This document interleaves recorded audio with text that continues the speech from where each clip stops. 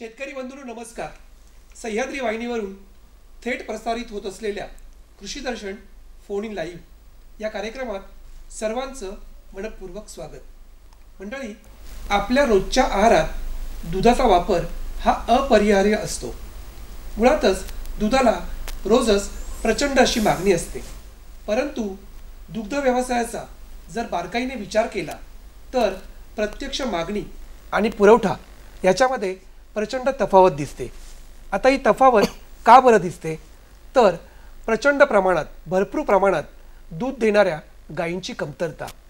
आता या गायींची कमतरता जी लक्षात घेतली तर अशा प्रकारे भरपूर दूध देणाऱ्या गायींची पैदास जर वाढवायची असेल तर त्याकरता आवश्यक असतात ते उत्तम आणि दर्जेदार जातीचे वळू. आता प्रजोत्पादन प्रक्रियेमध्ये या वळूंचं एकूणच रेतन प्रक्रियेमध्ये अत्यंत महत्त्वाचं असं स्थान असतं. अशा प्रकारच्या दर्जेदार वळूंमुळेच उत्तम जातीच्या भरपूर दूध देणाऱ्या गायींची पैदास शक्य असते आणि अशा प्रकारे गायींचा अनुवंश वाढवणं देखील शक्य असतं. आता अशा वळूंमध्ये सिद्ध वळू ही जी जात आहे वळूची, ही प्रजोत्पादन प्रक्रियेमध्ये अत्यंत फायदेशीर आणि उपयुक्त अशी जात सिद्ध झालेली आहे. मंडळी, मुळात सिद्ध वळू म्हणजे काय, त्याचं या संपूर्ण प्रक्रियेमध्ये स्थान काय आहे आणि दुग्ध व्यवसायाचा हा जो सिद्ध वळू आहे तो मुख्य केंद्रबिंदू कशा प्रकारे आहे, या सर्व प्रश्नांचा वेध आपल्याला आजच्या कार्यक्रमात घ्यायचा आहे. आणि त्यासाठीच आजच्या कार्यक्रमात आपण विषयाचं आयोजन केलेलं आहे, सिद्ध वळू दुग्ध व्यवसायाचा केंद्रबिंदू. मंडळी, सिद्ध वळू दुग्ध व्यवसायाचा केंद्रबिंदू या विषयाच्या अनुषंगाने आपल्याला सविस्तर आणि सखोल मार्गदर्शन करण्यासाठी ज्या मान्यवरांना आपण कार्यक्रमात आमंत्रित केलेला आहे, सुरुवातीला मी त्यांचा परिचय करून देतो. आपल्याकडे आलेले आहेत डॉक्टर विक्रांत पवार सर. नमस्कार सर, तुमच्या कार्यक्रमात मनपूर्वक स्वागत. धन्यवाद. डॉक्टर विक्रांत पवार सर हे मुंबई पशुवैद्यकीय महाविद्यालय परळ इथे सहाय्यक प्राध्यापक म्हणून कार्यरत आहेत आणि ते आपल्याला या विषयाच्या अनुषंगाने सविस्तर मार्गदर्शन करणार आहेत.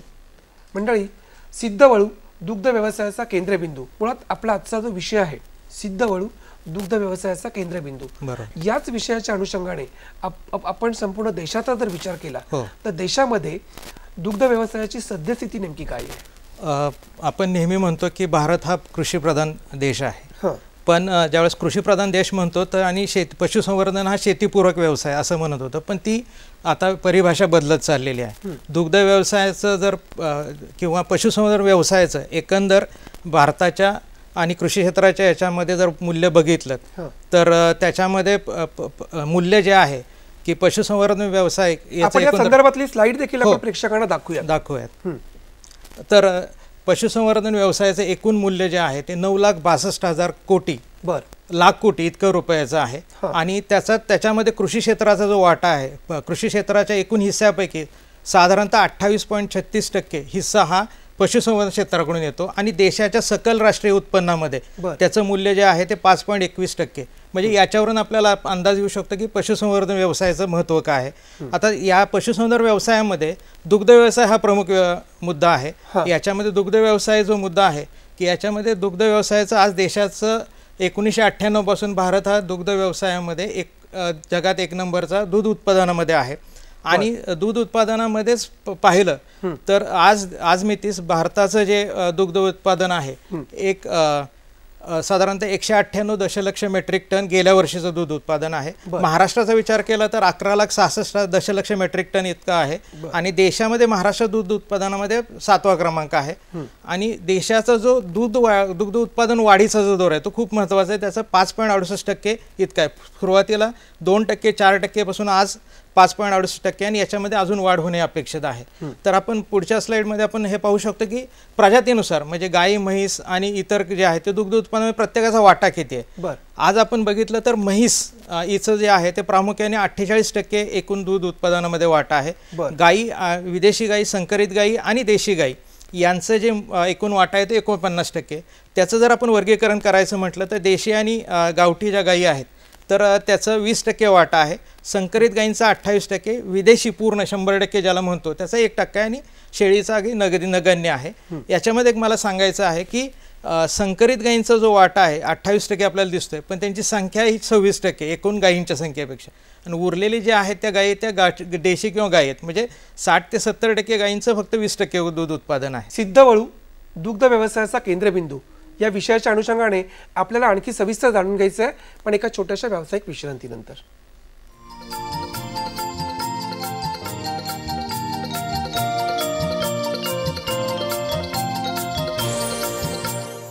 पुन्हा एकदा कार्यक्रमात सर्वांचं मनपूर्वक स्वागत। आजचा विषय आहे सिद्धवळू दुग्ध व्यवसायाचा केंद्रबिंदू, आणि या विषयाच्या अनुषंगाने आपल्याला मार्गदर्शन करतात doctor Vikrant Pawar sir. Sir, विश्रांतीपूर्वी आपण सांगत होतात की भारतातील दुग्ध व्यवसायाची जी सद्यस्थिती आहे त्या संदर्भात आपण सांगत होतात, आणि एकूणच आपण जर जनावरांचा विचार केला तर म्हशी ज्या आहेत त्यांचा वाटा दुग्ध व्यवसायामध्ये 48% आहे, ज्या संकरित गायी आहेत त्यांचा वाटा 28% आहे, आणि इतर जी जनावर आहेत त्यांचा 20% वाटा आहे। तर त्या संदर्भात आणखी काय आपण सांगाल? याच्यामध्ये एक आपल्याला संख्या लक्षात घेतलं गरजेचं आहे। आज आपल्याकडे देशामध्ये गोवंश संख्या, म्हशींची संख्या आणि त्याचबरोबर इतर जे आहेत त्या संख्येचा आपण याच्यावर बघूया। सद्यस्थितीमध्ये गायी आणि म्हशींची सद्यस्थिती काय आहे? गायींची संख्या साधारणतः 192 दशलक्ष एवढी संख्या आहे, म्हणजे साधारणतः 19 कोटी लोकसंख्या पशुधन संख्या गायींची। म्हशींची संख्या जी आहे ती 109.50 दशलक्ष आहे। पैदाक्षम म्हशींची, आता पैदाक्षम म्हशी आणि गायी ह्याच्याकडे लक्ष देणं गरजेचं आहे, कारण दुग्ध व्यवसायामध्ये तेच आपल्याला सगळ्यात जास्त आपल्याला वाटा उचलणार आहे। तर देशामध्ये पैदाक्षम गायी आणि म्हशींची संख्या जी आहे ती 125.34 दशलक्ष एवढी आहे। आणि याच्यामध्ये हे जरी सगळं असलं, जगात आपलं पशुधन संख्येमध्ये जगात 1 नंबर असेल, पण देशामध्ये ज्यांची वर्गीकरण झालेलं नाही अशा गावठी किंवा अशा त्यांची जवळपास 70% एवढी संख्या आहे। म्हणजेच एकंदर की उत्पादनक्षम ज्या गायींची किंवा म्हशींची संख्या जी आहे त्याच्यामध्ये जास्त दूध उत्पन्न देणारी संख्या जी आहे ती एकदम कमी आहे। तर या पद्धतीने आपण ही संख्या आपल्याला जे 69% किंवा 70% जे आहे तर त्याच्यावर आपल्याला जास्त लक्ष केंद्रित करणं गरजेचं आहे, त्यांची उत्पादकता वाढवणं गरजेचं आहे। त्यासाठी आपल्याला दुग्ध व्यवसाय संदर्भातल्या संधी किंवा आव्हानं याकडे आपण बघितलं पाहिजे। म्हणजे एकूण जर आपण असा विचार केला आहे दुग्ध व्यवसायाचा तर पैदाक्षम गायी आणि म्हशींची संख्या आपल्या देशामध्ये 125.34 दशलक्ष की मोठ्या प्रमाणात आहे, परंतु ती वाढवणं अत्यंत गरजेचं आहे। परंतु सर, याच पार्श्वभूमीवरती मला असं सांगा की देशांतर्गत जर आपण विचार केला तर नवीन संधी आणि आव्हानं या व्यवसायामध्ये कोणती आहेत? दुग्ध व्यवसायाकडे संधी म्हणून बघितलं तर आज खूप मोठी भारताकडे संधी आहे। आपण म्हणतो की आपण काही वर्षामध्ये चीनला आपण जागतिक लोकसंख्येमध्ये मागे टाकू, जगामध्ये 1 नंबर। 2050 जे येणाऱ्या 30 वर्षामध्ये भारताची अंदाजित लोकसंख्या आहे जी 167 कोटी इतकी होण्याची शक्यता आहे। त्याचप्रमाणे दुधाची गरज आहे आपली वाढणार आहे। दुधाची गरज 360 दशलक्ष मेट्रिक टन यापेक्षा जास्त असू शकते। आता ही गरज जी आहे ती सकल राष्ट्रीय उत्पन्नावर अवलंबून आहे। जर आपलं सकल राष्ट्रीय GDP आपण म्हणतो तो जर वाढला तर ही मागणी सुद्धा खूप वाढणार आहे। त्या पद्धतीने आपल्याला तयार होणं गरजेचं आहे। जसं मगाशी आपण मगाच्या स्लाइडमध्ये पाहिलं की आपले 198 दशलक्ष मेट्रिक टन एवढं दूध उत्पादन आहे, म्हणजे आपल्याला वाढीसाठी खूप मोठी संधी आहे। आणि त्याचबरोबर भारताची आर्थिक महासत्ता म्हणून होते, वाढतं शहरीकरण आहे, लोकांची क्रयशक्ती आर्थिक सबलीकरण होत आहे, त्यामुळं लोकांचा दूध आणि दुग्धजन्य पदार्थ यांच्या खाण्याकडे कल वाढतोय। दुधाला एक शाकाहारी किंवा एक चांगलं सकस अन्न म्हणून बघितलं जातं। यामुळेच आपल्याला दूध आणि विशेषतः दुग्धजन्य पदार्थांचं आपण एक उदाहरण छोटं घेऊया की पनीर हे कदाचित मी लहान होतो तेव्हा हा शब्दही मला माहीत नव्हता। आज खेडोपाडी पनीरची मागणी आहे, म्हणजे दुग्धजन्य पदार्थांना हेल्थ कॉन्शियस लोक झालेले त्याच्यामुळे वाढणी आहे। आणि हीच वाढ जी आहे ती साधारणतः भविष्यात 2.5 ते 3% एवढी वाढ अपेक्षित आहे। तिथे एक मोठी संधी आहे। याचबरोबर आपल्याकडे जसं आपण मगाशी आकडेवारी बघितली की 70% आपली जी आहे ती ज्यांची अनुत्पादक किंवा कमी उत्पादक अशी संख्या आहे, तर तिची उत्पादकता वाढवण्यासाठी आपल्याला खूप वाव आहे. आणि याचबरोबर तंत्रज्ञानामध्ये सुद्धा भारत प्रगत होत आहे. तर दुग्ध व्यवसायाचा दिवसेंदिवस प्रगत तंत्रज्ञान आधी शास्त्रोक्त दुग्ध व्यवसाय यामुळं भारतामध्ये इथून पुढं हे जे आपण टार्गेट ठेवलेलं आहे ते निश्चितच आपण वाढवू शकतो. त्यासाठी संधी आहेत, फक्त गरज आहे की त्याच्यामध्ये योग्य दिशेने आपल्याला मार्गदर्शन करण्याचे आहे. पण जशी लोकसंख्या वाढते तसे दुग्ध पुरवठा हा देखील वाढवणं गरजेचं आहे आणि त्याच अनुषंगाने अशा प्रकारे भरपूर दूध देणाऱ्या गायी ज्या आहेत किंवा म्हशी आहेत त्यांची पैदास वाढवणं देखील गरजेचं आहे. परंतु सर मला याच अनुषंगाने असं सांगा की गायी आणि म्हशींची जी ही उत्पादकता आहे ती नेमकी कशी आहे, त्याची सद्यस्थिती कशी आहे आणि ती जर वाढवायची असेल तर कोणत्या उपाययोजना करता येणं शक्य आहे? आपण सद्यस्थिती म्हटलं तर त्याच्या अगोदर आपण आव्हानं बघूया. बरं, दुग्ध व्यवसायाची आव्हानं जे आहेत. आता दुग्ध व्यवसायामध्ये मी म्हटलं की आतापर्यंत की आपल्याला संधी खूप आहेत, पण आज जर आपण दिवसेंदिवस बातम्या बघतो की शेती व्यवसाय दुग्ध व्यवसाय परवडत नाही, शेतकऱ्यांची आंदोलनं होतात. याच्यामध्ये दूध उत्पादनाचा जो खर्च आहे तो सगळ्यात मोठा दोष आहे. तर हे दूध उत्पादनाच्या खर्चामध्ये सगळ्यात मोठं मूल्य जे आहे ते चारा आणि पशुखाद्य, जवळपास 60 ते 70% जो वाटा आहे एकूण दूध उत्पादनाच्या खर्चावरचा तो पशुखाद्य आहे. आणि दिवसेंदिवस उत्पादकता वाढवणं गरजेचं आहे, कारण आपल्याला माहिती आहे की आपल्याकडे जमीन मर्यादित आहे. तर चाऱ्या पिकाची उत्पादकता जर पशुखाद्य आणि याचा जर तुटवडा बघितला देशांतर्गत गेल्या वर्षीचा, तर सुका चारा, पशुखाद्य आणि हिरवा चारा याचं जसं 11%, 35% आणि 45% एवढं दर्जेदार पशुखाद्याचा तुटवडा, त्यामुळे उत्पादकतेवर परिणाम करतो. दुसरं आहे की प्रजनन किंवा कृत्रिम यंत्र आणि आरोग्य व्यवस्था यांची साधनांची कमतरता, ती बळकटीकरण करणं आवश्यक आहे आपल्याला. ते एक आव्हान आहे आपल्याकडे. त्याचबरोबर दुग्ध प्रक्रिया, दूध साठवणूक प्रक्रिया आणि त्याचं व्यवस्थापन, विक्री व्यवस्थापन याच्यावरही हे एक मोठं आपल्याकडे आव्हान असणार आहे, जेणेकरून आपल्याला दुग्ध व्यवसाय जर वाढवायचा असेल, त्याची जर आपण हे म्हणतो की त्याला इकॉनॉमिकली व्हायबल, तर ते जर करायचं असेल तर आपल्याला ह्या गोष्टींची पायाभूत. पण याच्यामध्ये ह्या सगळे जे आता आपण मी माहिलं की चारा व्यवस्थापन आहे, आरोग्य, ही मोठी आव्हान. त्याच्यापेक्षा सगळ्यात मोठं जे आव्हान आहे ते उत्पादकता वाढवणे. दुधाची आज आपण आपल्या देशामधल्या गायींची जी उत्पादकता आहे ही खूप कमी आहे.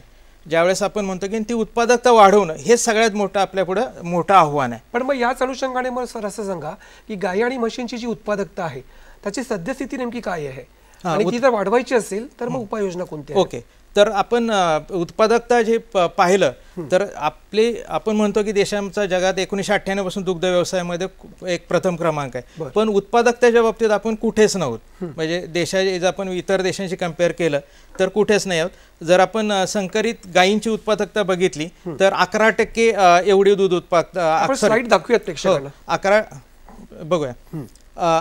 साधारणतः सरासरी दूध उत्पादकाची प्रतिदिन या आपण या स्लाइडमध्ये पाहू शकतो. विदेशी गायी ज्या आहेत 100% प्युअर HF किंवा जर्सी गायी आहेत त्यांचे 11% 11 किलो 88 किलोग्रॅम प्रतिदिन आहे. संकरित गायी जे ते 8 किलो प्रतिदिन आहेत.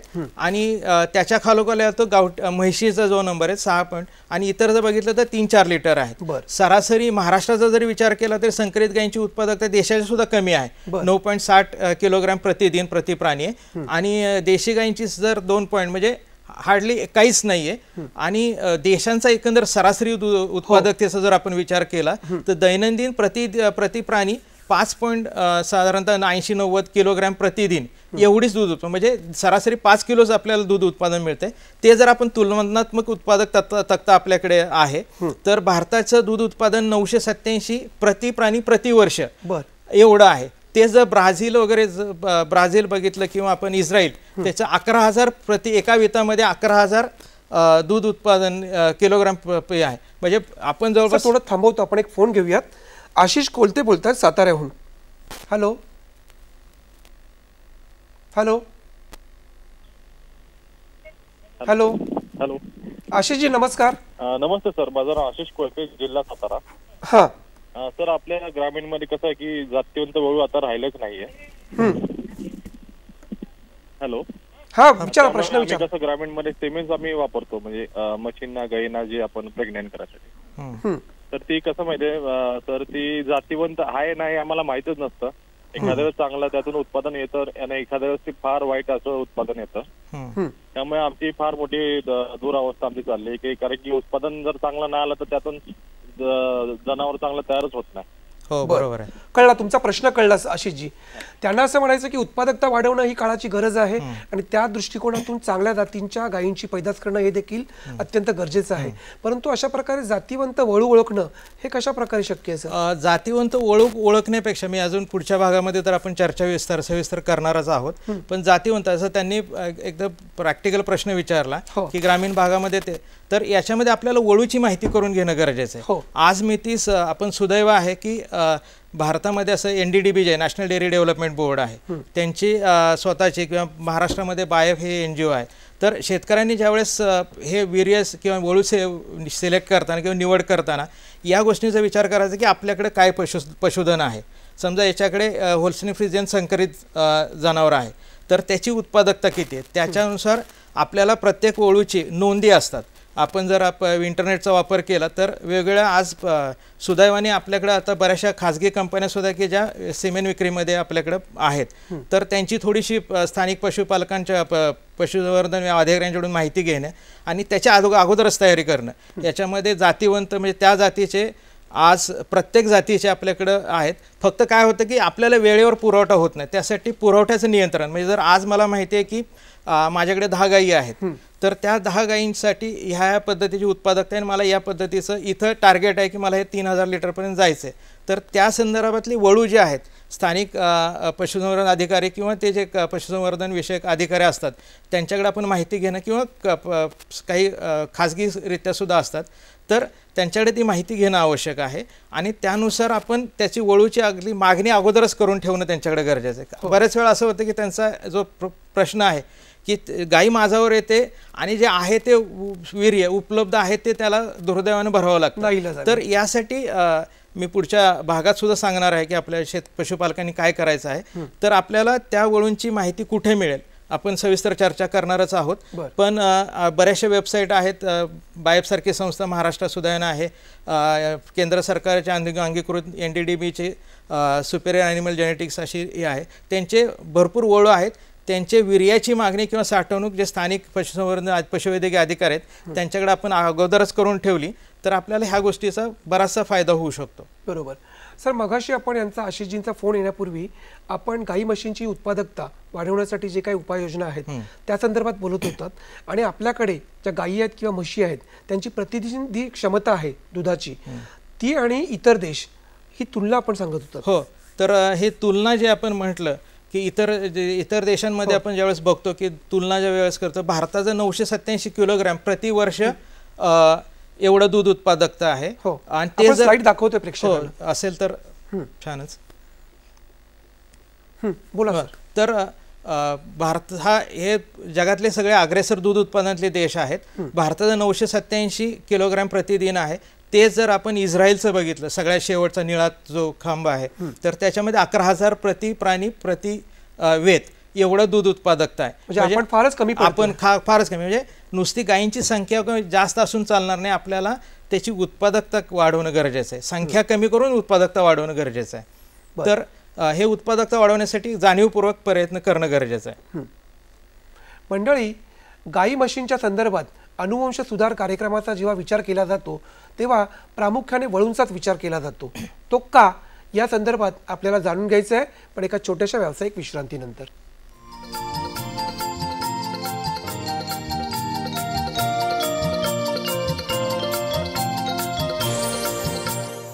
नमस्कार. विश्रांतीनंतर पुन्हा एकदा सर्वांचं मनपूर्वक स्वागत. आजचा विषय आहे सिद्ध वळू, दुग्ध व्यवसायाचा केंद्रबिंदू. आणि या विषयाच्या अनुषंगाने आपल्याला मार्गदर्शन करतात doctor Vikrant Pawar sir. Sir, विश्रांतीपूर्वी आपण दुग्ध व्यवसायाच्या संदर्भात गाई म्हशींची जी उत्पादकता आहे त्याची सद्यस्थिती सांगितली. पण आता ही उत्पादकता वाढवण्यासाठी ज्या उपाययोजना आहेत त्या नेमक्या कोणत्या आहेत? उत्पादकता वाढवण्यासाठी आपण 2 प्रकारे वर्गीकरण करू शकतो की एक जे व्यवस्थापनाचा भाग आहे आणि दुसरा आहे तो प्रजननाचा किंवा पैदास याचा भाग. प्रेक्षकांना स्लाइड दाखवतोय. हो, तर उत्पादनाच्या मध्ये सुरुवातीला दैनंदिन व्यवस्थापन जे आहे त्याच्यामध्ये आहार व्यवस्थापन हे सगळ्यात महत्त्वाचा मुद्दा आहे.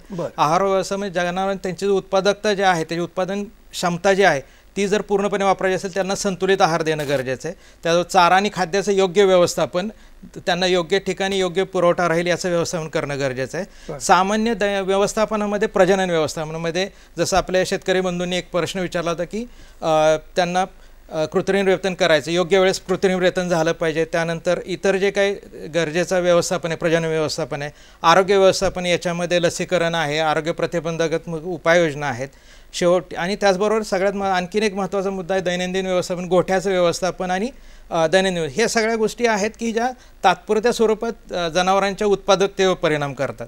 पण याचबरोबर जनावरांच्या उत्पादकतेवर कायमस्वरूपी उत्पादकता परिणाम करणारा जो घटक आहे तो आनुवंशिक व्यवस्थापन. याच्यामध्ये आपण उच्च आनुवंशिक दर्जाची वळू आणि म्हैस यांची निवड करून जेणेकरून पुढच्या पिढीमध्ये जी उत्पादकता आहे ती वाढेल यासाठी प्रयत्न करणे गरजेचं आहे. यासाठी योग्य पैदास पद्धत ही असणं गरजेचं आहे.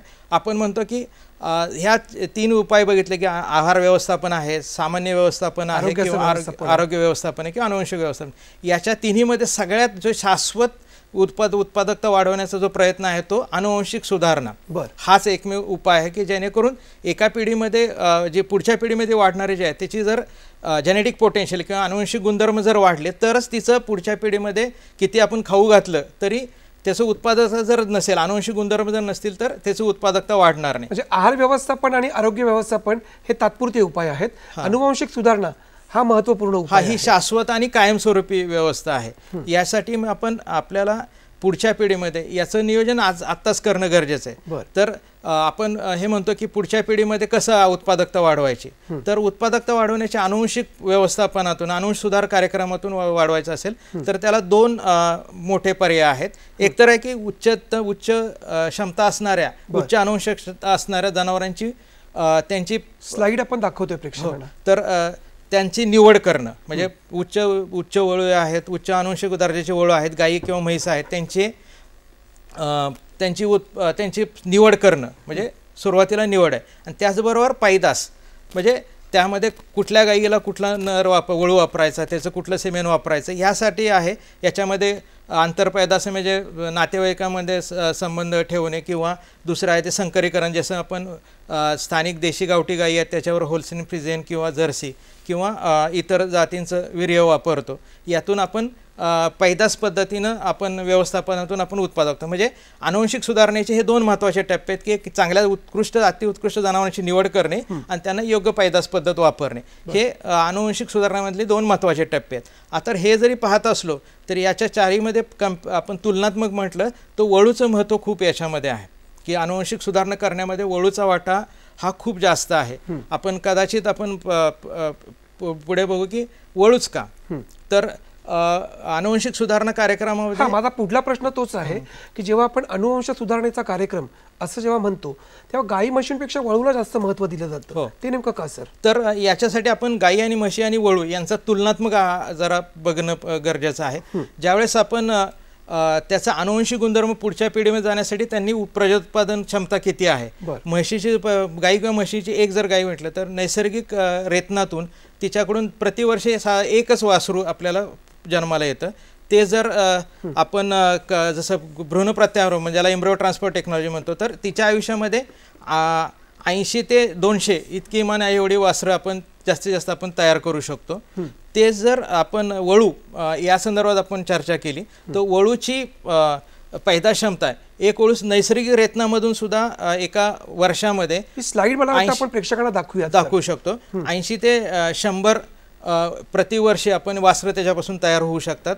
पण ते जर कृत्रिम रेतन जे आता सर्वमान्य आहे, सामान्य शेतकरी सुद्धा कृत्रिम रेतनाचा वापर करतात पैदाशीसाठी, तर एका वळूपासून प्रतिवर्ष हजारो कालवडी जन्माला आणू शकतात. त्यामुळं आज जर एक वळू जर चांगला उच्च आनुवंशिक दर्जाचा वळू जर तो कृत्रिम रेतनासाठी वापरला गेला तर हजारो कालवडींचं पुढची आनुवंशिक क्षमता वाढणार आहे. त्यामुळं म्हशीपेक्षा गाई म्हशीपेक्षा त्याचं एक आहे. दुसरं आहे की पैदास वळू आहेत नैसर्गिक. थोडं थांबवतो, आपण एक फोन घेऊयात.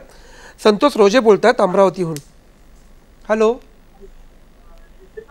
हॅलो हॅलो, हां बोला. संतोषजी नमस्कार. हां नमस्कार सर. आपला प्रश्न विचारा. सर माझा प्रश्न असा आहे. नमस्कार. हा नमस्कार, आपला प्रश्न विचारा. माझा प्रश्न असा आहे, माझ्याकडे 4 गायी आहेत सर. आणि आता माझ्यापाशी 4 गायी आहे. हा, आणि मला आणखी ते वाढवायचं आहे. बर, तर त्याच्यामध्ये आता आपण जास्त उत्पादन वाढासाठी कुठल्या गायी आणायच्या? धन्यवाद. आपला प्रश्न कळला. त्यांच्याकडे 4 गायी आहेत, अमरावतीहून बोलत होते ते, आणि त्यांना चांगला वंश वाढवायचा आहे, तर काय करता येईल सर? याच्यामध्ये 2 आहेत की 4 गायी आहेत. पुढच्या गायी घेताना विकत जर घेतल्या 2 प्रकारे आपण वाढवू शकतो. जसं ते गायी विकत नवीन आहेत, गायी विकत घेताना सुद्धा त्यांची उत्पादन क्षमता माहीत करणं गरजेचं आहे. आणि ज्या आत्ता ज्या 4 गायी आहेत त्यांच्या पुढच्या पिढीतले वासरांची जर उत्पादकता वाढवायची असेल तर त्यांनी चांगल्या दर्जा, त्यांनी आता आपल्याला हे सांगितलं नाही की त्यांच्याकडे कुठल्या प्रकारच्या गायी आहेत, म्हणजे त्या देशी गायी आहेत, विदेशी गायी आहेत किंवा संकरित गायी आहेत. त्यानुसार जर संकरित गायी असेल तर त्यांना उच्च दर्जाच्या जे उत्पादन क्षमतेच्या वळूचं वीर्य वापरणं गरजेचं, कृत्रिम रेतन करणं गरजेचं आहे.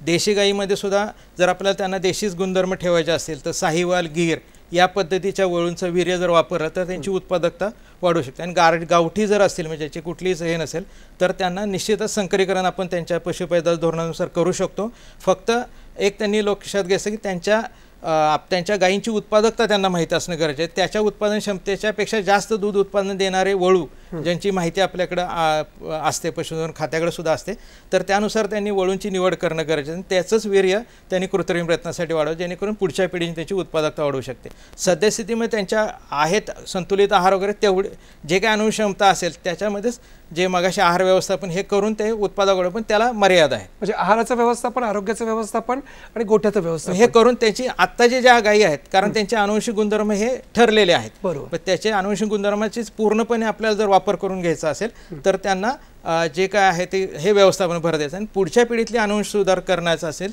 तर योग्य वळूचं निवड करणं गरजेचं आहे, जे आपण या कार्यक्रमामध्ये आपण सविस्तरपणे बघणारच आहोत. नक्कीच सर. मगाशी यांचा फोन येण्यापूर्वी अनुवंश सुधार कार्यक्रमामध्ये वळूंचं महत्त्व याबद्दल आपण सांगत होतो. हो, याच्यामध्ये म्हैशी आणि आपण तुलना करत होतो. आता हे जे वळू आहेत, म्हैशीपेक्षा याची म्हणजे वासरांची संख्या तयार करण्याची संख्या ही निश्चितच जास्त आहे. हजारो एका वळूपासून होऊ शकतात. त्यामुळं त्यांचं जेनेटिक कॉन्ट्रीब्युशन म्हणजे अनुवंशिक गुणधर्म पुढच्या पिढीमध्ये किंवा एकंदर पूर्ण कळपामध्ये जाण्यासाठी तेवढं आपल्याला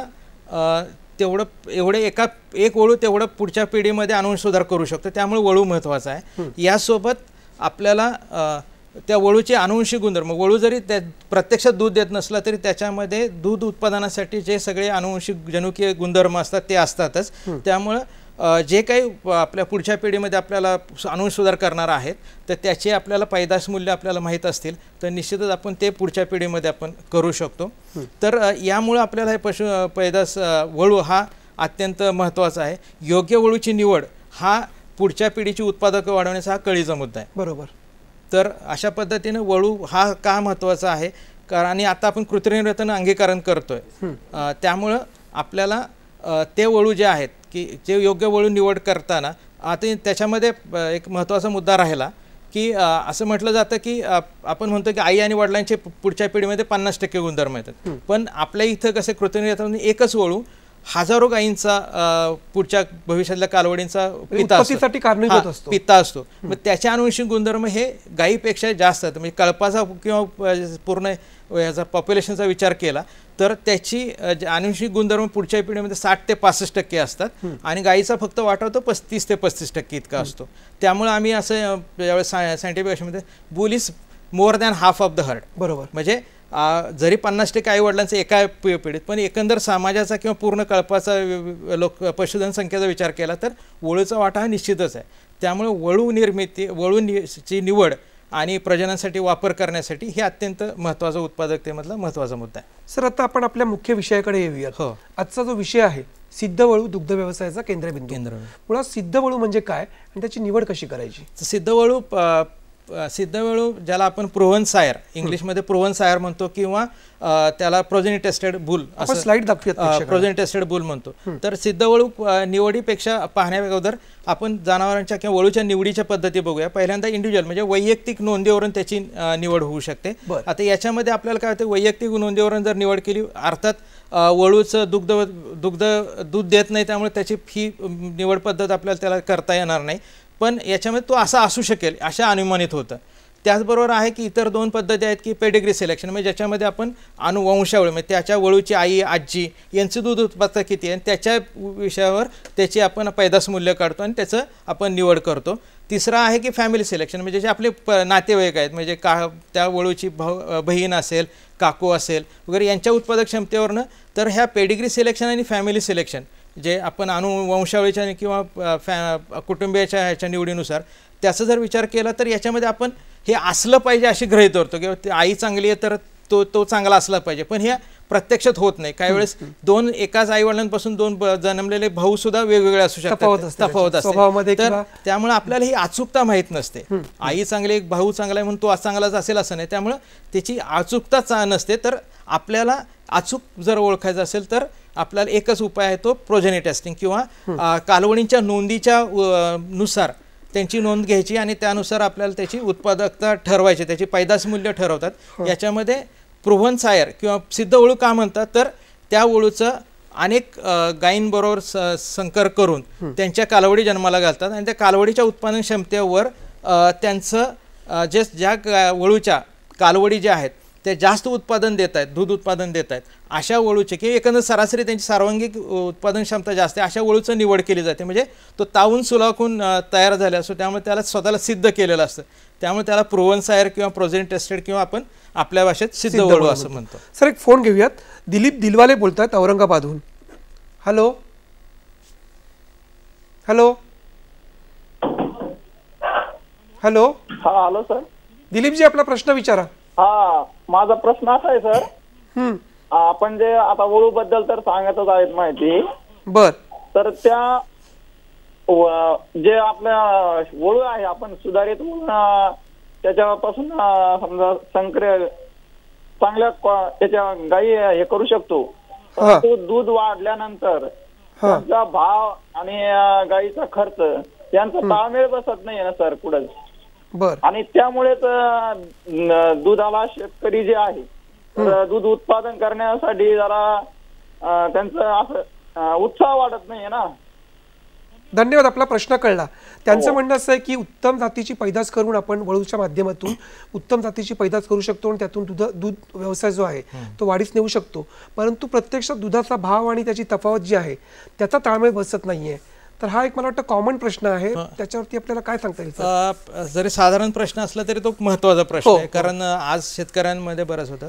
पण याला परमनंट सोल्युशन जे आहे, कायमस्वरूपी सोल्युशन आहे ते त्याची दूध उत्पादकता वाढवणं आहे. तर आता सध्या स्थिती त्यांच्याकडे ज्या गायी आहेत त्यांचं सुयोग्य व्यवस्थापन म्हणजे शास्त्रोक्त व्यवस्थापन, म्हणजे आता आपण अगदी छोटासा मुद्दा घेतो की पाण्याचं जरी व्यवस्थापन नसेल, पाणी जर त्या गाईला योग्य वेळेस त्या पुरेसं पिण्याचं नसेल तरी तिच्या दुधामध्ये 20 ते 30% दूध उत्पादनामध्ये फरक पडतो. म्हणजे हे छोट्या गोष्टी आहेत. त्याचबरोबर आपल्या त्याच्या गोठ्यातल्या नोंदी असणं पाहिजे. ज्या गाई कमी उत्पादक त्यांना काढून टाकलं, ज्या गाई चांगले उत्पादन देत आहेत तर त्यांच्यासाठी योग्य संतुलित आहार देणं, त्यांचं व्यवस्थापन करून त्यांची उत्पादकता वाढवली तरच उत्पादन खर्चावरचा आपण खर्च कमी करू शकतो आणि त्याचा जो नफ्या तोट्याचं गणित आपल्याला करू शकतं. तर अशा पद्धतीने आपण ते व्यवस्थापन करू शकतो. त्यांचा रास्त आहे, पण याला एकमेव उपाय आहे की शाश्वत उपाय तर उत्पादकता वाढवणे पुढच्या पिढीतली. दिलीपजींचा प्रश्न येण्यापूर्वी आपण जे सांगितलं की सिद्ध वेळूची निवड करताना त्याचं वैयक्तिक निवड असेल किंवा त्याची वंशावळ असेल, त्याची कुटुंबाची जी काही पार्श्वभूमी असेल ती असेल, हे सगळं तपासलं जातं. परंतु प्रत्यक्षात जेव्हा वळूची आपण निवड करतो तेव्हा काही चाचण्या आणि नोंदी असतात, त्या कशा प्रकारे केल्या जातात? वळूची निवड करण्याच्या अगोदर आपण आपल्याकडे एक स्लाइड आहे, त्याच्यामध्ये आपण एक ॲक्च्युअली प्रत्यक्षात सिद्ध वळूची निवड कशी होते एक असं आपण ग्राफिकच्या माध्यमातून आपण प्रेक्षकांना दाखवूयात. तर ज्यावेळेस सिद्ध वळू आहेत तर जो सिद्ध वळू तयार करणार हे आपण स्लाइडमध्ये पाहू शकतो.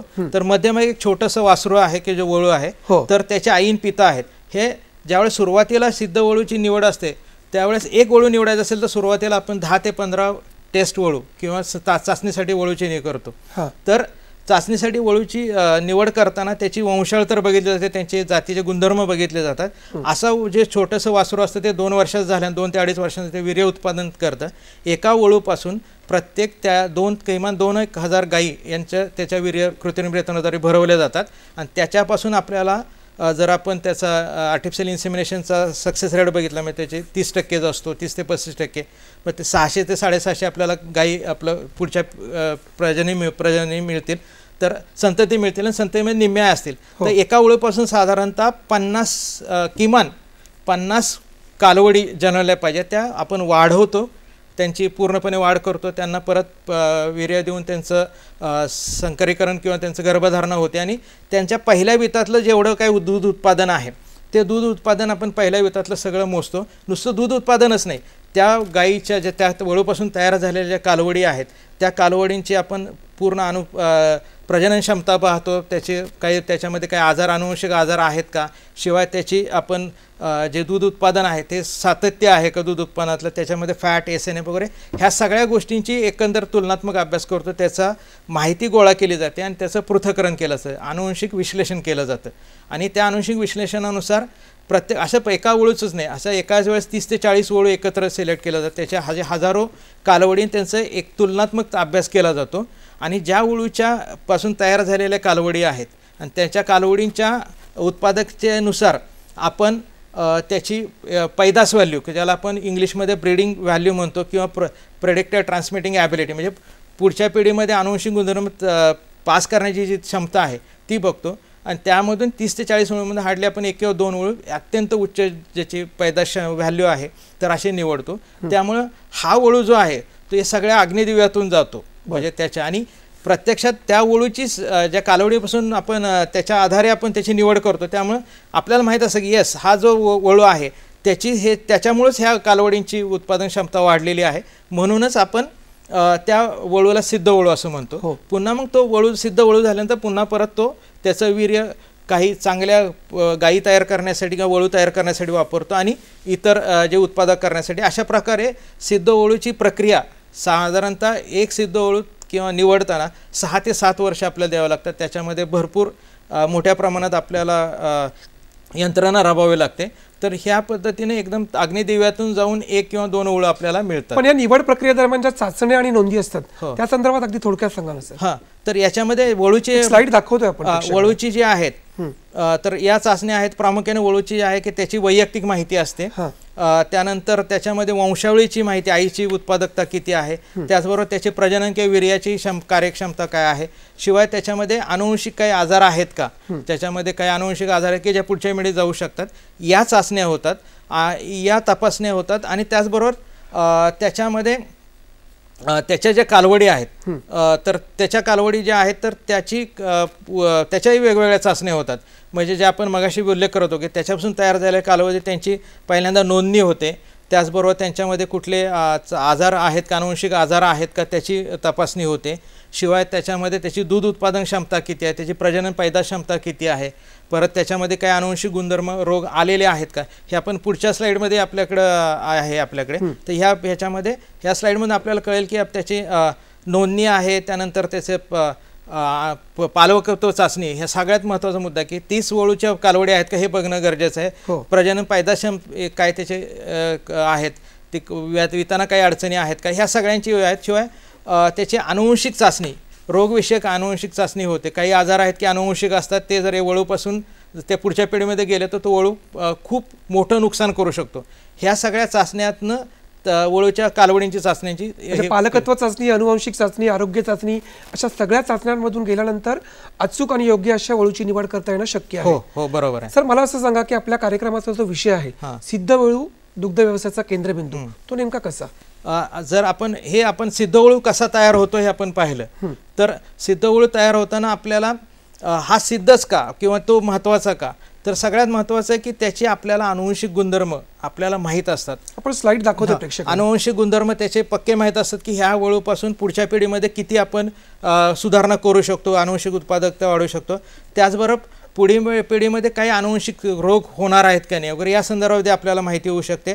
पुढील पिढीमध्ये किती अनुवंशिक वृद्धीचा दर जो आहे तो आपण ठरवू शकतो. किंवा शिवाय या वळूच्या प्रत्येक गोष्टीचं माहिती असते, म्हणजे आपल्याला त्याची प्रजनन क्षमता किती, त्याची दूध उत्पादन क्षमता किती आहे, दुधाचे काही जे घटक आहेत म्हणजे त्याच्या होणाऱ्या कालवडीपासून दुधाचे फॅट, SNF वगैरे यासारख्या गोष्टी आहे, त्याची किती वृद्धी होऊ शकते. म्हणजे आपल्याला ज्या हवे तशा पद्धतीने पुढच्या पिढीमध्ये आपण अनुवंशिक सुधारणा करू शकतो. आणि याच्यामुळेच एक सर्वांगीण आपण अनुवंशिक वृद्धीमध्ये आपण सर्वांगीण आपण त्याची वृद्धी करू शकतो. त्यामुळेच ह्या सगळ्यांचा विचार केला आणि त्यापासून कृत्रिमरित्यापासून एका सिद्ध वळूपासून होणाऱ्या कालवडी आणि त्यांच्यामधला होणारा सुधार हे जर बघितलं गायीच्या तुलनेमध्ये तर निश्चितच वळूचं अनुवंशिक पुढच्या पिढीमध्ये गुणधर्म ट्रान्समिट करण्याची जी क्षमता आहे ती गायीपेक्षा खूपच आहे. एक चांगला सिद्ध वळू जर निवडला तर तो पुढच्या हजारो कालवडींचं कल्याण करू शकतो. आणि जर एकच त्यातला जर कमी पैदास म्हणजे अनुत्पादक जो ज्याचं सिद्ध वळू नाही किंवा असं साधा वळू जर आपण घेतलात तर त्याचं पुढच्या पिढी पूर्णपणे नासवू शकतो, म्हणजे त्याची उत्पादकता कमी करू शकतो आणि ती परमनंट होणार आहे. त्यामुळे सिद्ध वळू हा दुग्ध व्यवसायाचा केंद्रबिंदू ह्या मतावर मी ठामे, कारण त्याचं पुढच्या पिढीमध्ये 65 ते 70% काही संशोधन असं आढळून आलं की तोच एका गोठ्यामध्ये तिथल्या तिथं कालवडी तयार केल्या जातील आणि सिद्ध वळू वापरत असेल तर आनुवंशिक गुणधर्म 80% पर्यंत त्याचे जातात. त्यामुळे सिद्ध पण अशा प्रकारे सिद्ध वळूच्या निवडीवरती काही मर्यादा आहेत का, आणि असतील तर या निवडीकरता काय आधुनिक तंत्रज्ञान आहे का उपलब्ध? सिद्ध वळूच्या मर्यादा ज्या आहेत त्या प्रामुख्यानं की त्याच्यावर होणारा जो खर्च आहे तो खर्च आहे. सिद्ध वळू एक निवडताना त्या 6 ते 7 वर्ष लागतात, त्यामुळे तोपर्यंत स्लाइड दाखवते प्रेक्षकांना, त्यामुळे त्याला 5 ते 6 वर्ष आपल्याला थांबावं लागतं. त्यावर इतर वळू जे फक्त यातले 2 ते 3च वळू निवडले जातात, बाकी वळूंवर होणारा खर्च आहे. 2 पिढ्यामधलं अंतर वाढतं आणि सिद्ध वळू हा प्रत्यक्षात वापरात 6 ते 7 वर्षानंतर, त्यामुळे आनुवंशिक वाढीचा दर जो आहे प्रतिवर्ष तो कमी होतो आणि मोठ्या प्रमाणात आर्थिक गुंतवणूक लागते. आता हे जर आपल्याला टाळायचं असेल तर सिद्ध वळूला याला पर्याय नाही, पण त्याचबरोबर आता आधुनिक तंत्रज्ञान आलेलं, जसं नुसतं सिद्ध कालवडींच्या किंवा संततीच्या ह्याच्यावर नाही, त्या वळूमध्ये काही आनुवंशिक गुणधर्म आहेत, जनुकीय काही बदल आहेत आणि त्यांचा परस्पर संबंध आहेत, हे माहीत करण्याचं तंत्रज्ञान जनुकीय जे आहे ते आपल्याकडे जनुकीय निवड, ज्याला आम्ही आपण इंग्लिशमध्ये जिनॉमिक सिलेक्शन म्हणतो, तर अशा पद्धतीचं आधुनिक तंत्रज्ञान आपल्याकडे उपलब्ध आहे. पण हे जनुकीय तंत्रज्ञान काय आहे, निवड तंत्रज्ञान? तर जनुकीय तंत्रज्ञान जे आहे, तर जनुकीय तंत्रज्ञानामध्ये काय होतं की सिद्ध वळूचाच पुढचा पाया आहे, आपण दाखवतो सिद्ध वळूचा पुढचा पाया आहे. तर सिद्ध वळूच्या याच्यामध्ये काय होतं की त्या सिद्ध वळूच्या त्या वळूचे जनुकीय म्हणजे जे DNA त्याचं आहे त्याचं रक्तातून DNA विलगीकरण करून त्याचं जनुकीय विश्लेषण केलं जातं आणि ते जनुकीय विश्लेषण एक जिनॉमिक चिप ज्याच्यामध्ये दूध उत्पादनाशी संबंधित बरेचसे असे जनुकीय विविधता असते त्यांचा परस्पर संबंध तपासला जातो आणि याच्यावर कुठल्याही म्हणजे प्रत्यक्ष वळू जन्मला की एखादं वासरू नर वासरू जन्मला की त्याचं रक्त काढून आपण त्याची जिनॉमिक ब्रीडिंग व्हॅल्यू, जसं आपण पूर्वीच्या याच्यामध्ये गाई ते कालवडी जन्मातून कालवडींच्या उत्पादन क्षमतेवर त्याची ब्रीडिंग व्हॅल्यू काढत होतं, याच्यावर त्याच्या असलेली जनुकीय विविधता आणि त्याच्या बेसिसवर काही समीकरणं आहेत, तर त्याच्या बेसिसवर आपण त्याची जिनॉमिक ब्रीडिंग व्हॅल्यू काढतो आणि ह्याची अचूकता हे याची जर त्याच्या प्रोजेनी टेस्टिंग किंवा संतती निवड याच्यावर जर आपण भर दिला तर याची अचूकता 90, 95, 97% असते. त्यामुळे हे तंत्रज्ञान भविष्यामध्ये मोठा बदल घडवू शकेल. सर, आपल्याकडे वेळ फार कमी आहे, वेळेची मर्यादा आहे. अगदी जाता मला असं सांगा की पशुपालकांनी जर उत्तम जातीच्या वळूची निवड करायची असेल, उत्तम जातीच्या गाई म्हशींच्या पैदाशी करता, तर नेमकी कोणती काळजी घेतली पाहिजे, काय लक्षात ठेवलं पाहिजे? तर उत्तम जातीची किंवा उत्पादकता वाढवण्यासाठी आपल्याला सगळ्यात महत्त्वाचा जो मुद्दा आहे की उत्पादकता वाढवण्यासाठी आपल्याला योग्य वळूची निवड करणं गरजेचं आहे. स्लाइड दाखवतोय प्रेक्षकांना. आहे योग्य वळूची निवड करणं गरजेचं आहे. प्रथमतः सगळ्यात पशुपालक जो आहे त्याने आपल्या पैदास उद्दिष्ट जे आहे ते आपल्याला ठरवायचं की आपल्याला काय 4000 लिटर आहे तर पुढच्या पिढीमध्ये काय, त्यामध्ये कुठले बदल आपल्याला अपेक्षित आहे, म्हणजे आपल्याला फॅट वाढवायचं, SNF वाढवायचं किंवा गाईची एकंदर रचना, त्यानुसार आपल्याला सिद्ध वळूंची माहिती करून तसे गुणधर्म असणे सिद्ध वळूंची माहिती करणं गरजेचं आहे. त्यावेळी निकषावर वळूची वीर्य निवडणं आहे. शिवाय जेव्हा आपल्या वळूची गायींची जर उत्पादकता 2000 लिटर प्रतिवेत असेल तर सिद्ध वळूची ब्रीडिंग व्हॅल्यू जी आहे ती त्याच्यापेक्षा जास्त असेल याची माहिती आपल्याला जो दूध उत्पादक वीर्य उत्पादक ज्या कंपन्या आहेत किंवा ज्या संस्था आहेत त्यांच्याकडे एक प्रत्येक वळूचा स्वतःचा नंबर असतो. त्या नंबर क्रमांकावर आपण जर त्याची माहिती शोधली तर ही सगळी वंशाळीची माहिती सायर समृद्धी ज्याला म्हणतो आपण ती आपल्याला मिळू शकते. त्याच्यातून पुढच्या त्याचे पैदास मूल्य किती आहे ह्या संदर्भात कळू शकतं. शिवाय आपल्याकडे नोंदी असल्या पाहिजेत, पूर्वी कुठला वळू वापरलेला आहे, पुढच्या वेळेस कुठला वळू वापरायचा, म्हणजे त्याच्याकडून जर पैदाशीच्या नोंदी असतील तर आपण त्याच्यावरून ठरवू शकतो की त्याच्यात आंतरपैदास होणार नाही, जेणेकरून पुढच्या पिढीचं उत्पादकता कमी होणार नाही. आणि आता आधुनिक तंत्रज्ञान म्हणजे लिंगवर्गीकृत वीर्याचा वापर, म्हणजे जेणेकरून फक्त वासरूच कालवडीच होतील, नर वासराचा दूध उत्पादनामध्ये काहीच फायदा नसतो. त्यामुळे लिंगवर्गीकृत वीर्याचा वापर शेतकऱ्यांनी वाढवावा सिद्ध वळूंच्या. आणि वळूच्या रेत दराचं पूर्व नियोजन करणं, जसं आपल्या एक पशुपालकांनी विचारलं की आमच्याकडे ते वेळेस अवेलेबल होत नाही, तर आपल्याकडे माहिती आहे तर आपल्याला कुठल्या पद्धतीचं आहे त्यानुसार पशुवैद्यकीय अधिकाऱ्याला त्याची मागणी अगोदरच करून ठेवणं गरजेचं आहे. दुधाची उत्पादकता वाढवायची असेल तर उत्तम जातीचे वळू ही काळाची गरज आहे निश्चित. परंतु सर, या दृष्टिकोनातून जर उत्पादकता वाढवायची असेल तर शासन नेमकं कोणते कार्यक्रम राबवतं? यामध्ये चांगला प्रश्न आहे. खरं तर शासनाची ह्याच्यामध्ये खूप मोठी भूमिका आहे. म्हणजे ऑपरेशन फ्लडपासून म्हणजे व्हाईट रिव्हॉल्युशन म्हणजे दुधाचा महापूर या योजनेपासून आहेत, पण सिद्ध वळूचे आनुवंशिक उत्पादन दुग्ध उत्पादन वाढवण्यासाठी शासनाचे खूप मोठे प्रयत्न आहेत. याच्यामध्ये राष्ट्रीय गोकुळ मिशन आहे किंवा राष्ट्रीय दूध योजना याच्यापासून सिद्ध वळू अनुवंशिक सुधार कार्यक्रम घेतलेला आहे. त्याच्यामध्ये सिद्ध वळू निवडीसाठी वेगळे 13 ते 14 प्रकल्प आज मी देशात आहेत. गेल्या वर्षीच्या तुलनेमध्ये जवळपास 2,500 ते 3,000 सिद्ध वळू देशामध्ये निवड झालेली आहे. जनुकीय निवड जे आधुनिक तंत्रज्ञान आहे याच्यावरही शासनाचा भर आहे. देशी गोवंश विदेशी जातींसाठी जिनॉमिक सिलेक्शन चिप अवेलेबल आहेत. आपल्या वेगवेगळ्या जातींसाठी जिनॉमिक चिप करायचं त्यासाठी इंडस चिप आहे ती वळूच्या देशी वळूच्या गोवंशासाठी आहे. बफ चिप आहे ती जिनॉमिक चिप आहे ती म्हशीच्या सिलेक्शन रेड्याच्या सिलेक्शनसाठी आपण वापरण्यात आहे. शिवाय महाराष्ट्र शासनाचा विचार केला तर हे तर कृत्रिम रेतनच्या सर्व सुविधा चांगल्या उच्च दर्जाचं वीर्य तर ह्या सगळ्या आहेतच. काही विदेशी जातीचं वीर्यसुद्धा महाराष्ट्र शासनाने आपल्याकडं स्थानिक शासनाच्या माध्यमातून अनेक उपाययोजना केल्या जात आहेत. हो निश्चितच. आपल्याला थोडक्यात असं म्हणता येईल की आपल्याला जर दुधाची उत्पादकता वाढवायची असेल तर उत्तम जातीचे वळू आणि अनुवंश सुधार कार्यक्रम यावरती भर देणं गरजेचं आहे. त्यातूनच मोठ्या प्रमाणात अशा उत्तम जातीच्या गाई म्हशींची पैदास होईल आणि त्यातून मोठ्या प्रमाणात दुधामध्ये देखील वाढ होईल आणि दुग्ध व्यवसाय हा वाढीस लागला जाईल. सर कार्यक्रमात सहभागी झालात पुन्हा एकदा आपले मनपूर्वक आभार. धन्यवाद.